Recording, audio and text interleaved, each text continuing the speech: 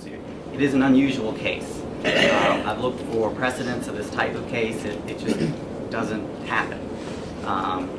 Initially, when the CSB board was asking about it, they didn't understand why there wasn't a crime here.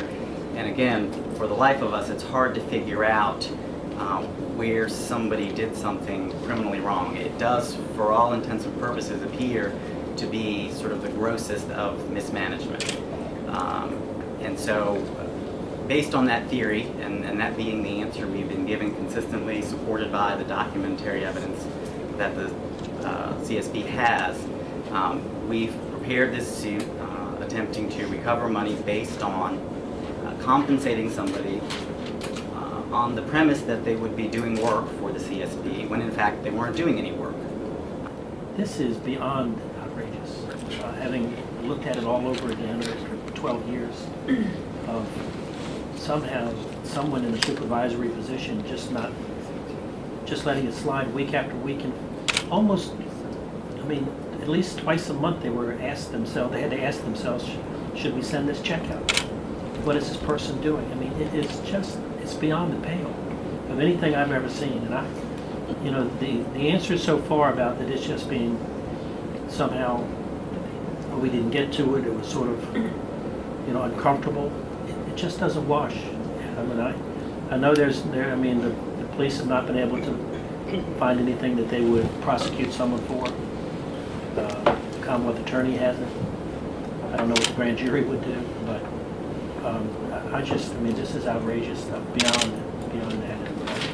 To the extent that the community wants an answer, I'm sure they do, but until somebody actually comes forward, we are where we are. Has your office pulled every memorandum and email that resulted in that time period of those individuals that were at the CSB? I assume you have, for discovery purposes, still exists.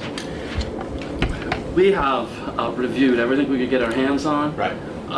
As the mayor says, that it's most extraordinary, that we agree that it's something beyond the grossness of mismanagement, and the causes of action that we pled include that. And so that we cannot say, we're surprised that we don't find a rational explanation.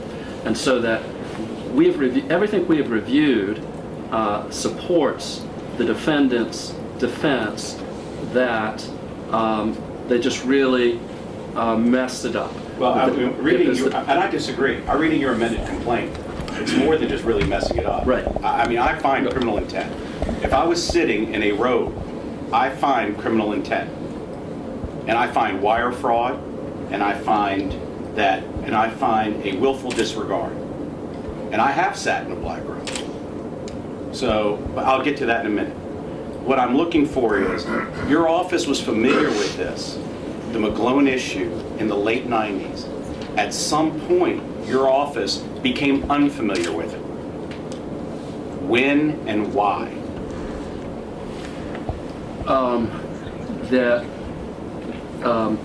Lawyers generally don't make personnel decisions. I know, but I'm sure that they're consulted.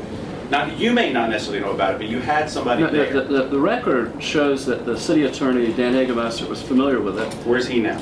He's retired. Okay. That close to this time, he recommended to the management that they do something about it. And so that he became familiar with it, in part because one of Jill McClellan's offenses was to divulge health information pertaining to a client. And so that the community served board was sued because of that.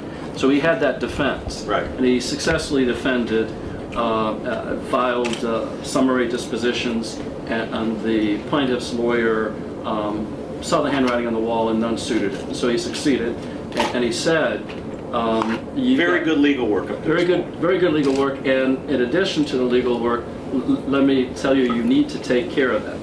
That's a personnel matter, that's yours, that you need to handle, and that is beyond the lawyer's role to tell a management about who they should hire and fire. But he went beyond the role and said, do that, and then left it there for a management to attend to. Has he been debriefed? Has your office contacted? Yes. Since Yes. this has come about? Yes, yes. Did he keep notes, and were those notes reviewed? That he kept files, as all people Right. do. Those have been reviewed, and all that he remembers is just what I told you about that. Who picked up when he left? John Richardson, All right, and John's still in there, just retired. just retired. All right, and did you debrief with John to I find out did, and if this came up? he never was aware, never heard the name Jill McClune, was never asked about it, and only heard about it until after Ms. Womack discovered the situation. Chris signs off on all these dates in paragraph 76 that she had used 40 hours of leave time, even though she never worked. He knew she wasn't working, right? Correct. Whether she was paid or unpaid, he still endorsed 40 hours of leave time for her. Correct. Now tell me why that is not criminal. Well, I'm not capable of telling you why it's not criminal because I'm not capable of telling you why it is criminal. Are we just saying he was just so grossly wanton disregard? I will tell you that when interviewed, he said that he was instructed by his superiors to go ahead and mark the pay records in exactly that manner. So his defense would be, I'm just following orders. You know That's the answer we've That been doesn't given. work in war, we know that. Ask any lieutenant that. So as far as we know right now, he would sign, so he would say that she received 40 hours of leave time, forget her pay. He knew she didn't work, but she earned it and she was paid for 40 hours of leave time. And that, not only did he, throughout your complaint, he wasn't the only one. You would agree with me that others signed off on it, his superiors. Signed off on her leave time and she never worked. Nobody else signed the forms. Right. The forms were we're familiar submitted with to Ms. Berardi through the Human Resources Department and were processed so that the paychecks could go out. How many times can somebody use 24 hours of leave and not done any work, and yet they're still signing off on her form? And you cannot tell me that there is an intent. That is not gross, wanton, willful disregard. When you do that for years, an intent and even a malice can be found in that. So I'm curious as to now why this synopsis of a complaint is not taken to and sat down with the prosecutorial office. Well, we'd be happy to send this to the Commonwealth Attorney. Well, I think we need to sit down with him. If you want, I will go with you. I'd be happy to schedule them. Paul, No, I don't think that's he true. said that he doesn't do felonies. No, I don't Well- care, but you don't need, not for this council, Fine. but for the city. I mean, Right, well, Andy, I think you're doing I just fine. understand. but Mr. Prodigero, Paragraph 88. I will sit down with him so that. well, I will you know, talk to you and you will then communicate to him what we need. That would be helpful. All right, and maybe we'll even go sit down. I'll communicate to you what we need to sit down with the United States Attorney's Office.